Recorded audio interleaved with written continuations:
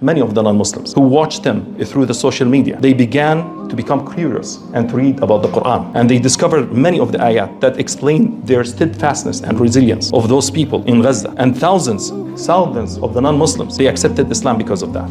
The more, what I want to say over here, the more that we are attached and believe and practice the Quran in our lives, the stronger the mental health that we will have and we will be. Quran is full of equations. I call it equations. Quran is full of equations. If we adopt these equations in our lives, it will make us mentally unbreakable. And I'm not exaggerating with that.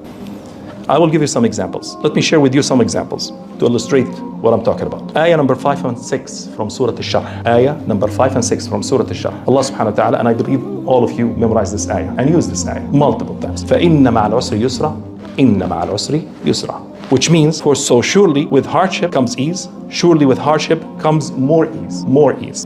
By the way, many of the people, they use this ayah in the wrong situation, to prove something different. Many of the people, they use it to prove that the ease comes after the hardship, which is totally wrong. The concept is correct, but they use the wrong ayah to prove that. The right ayah that they have to use it to indicate that the ease comes after the hardship is from Surah Al-Talaq, ayah number 7, where Allah subhanahu wa ta'ala said, سَيَجْعَلُ اللَّهُ بَعْدَ عُسْرٍ يُسْرًا. Ba'da means after. Ba'da usrin yusra, which is after hardship, Allah will bring about ease. That's the meaning of the ayah. So they should use this ayah to give a proof that the ease comes after the hardship. But this ayah that we are talking about, فَإِنَّ مَعَ الْعُسْرِ يُسْرًا, ma, which means over here, the ayah is talking about another concept that the believer, they should adopt in their life, which is accompanied by each hardship is accompanied with multiple ease, not one ease, multiple ease. This is what the ayah is talking about. And this is what you should believe in. So the question over here, how multiple ease accompanied with a hardship at the same time? Let me give you an example and share with you an example from my personal experience. Sometimes you will find Allah subhanahu wa ta'ala's ease and mercy will be in the magnitude, the type, and even the timing of the hardship that it will hit you, that it will become smaller, not bigger.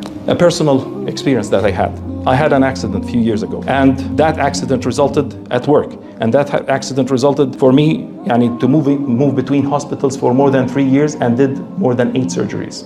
And subhanallah, when the accident happened to me, they took me to the emergency, and the shaitan came to me while I was in a deep pain. The shaitan came to me and said, why did you go to that location? If you didn't go to that location, law. This is law taftahu amal shaitan. So immediately Allah subhanahu wa ta'ala, I was thinking about it while I'm in a pain. Allah subhanahu wa ta'ala said for me, a person who was on the bed, he had an accident, and they brought him beside me. There was a curtain between me and him. This person, he was a broken bones, but not in his leg like me. It was in his chest and in his face, because he had an accident. And also, they brought 2 of his kids that died in that accident. So when I saw that, I said, Alhamdulillah, the magnitude that he didn't make it in my kids. He didn't make it in my chest and face.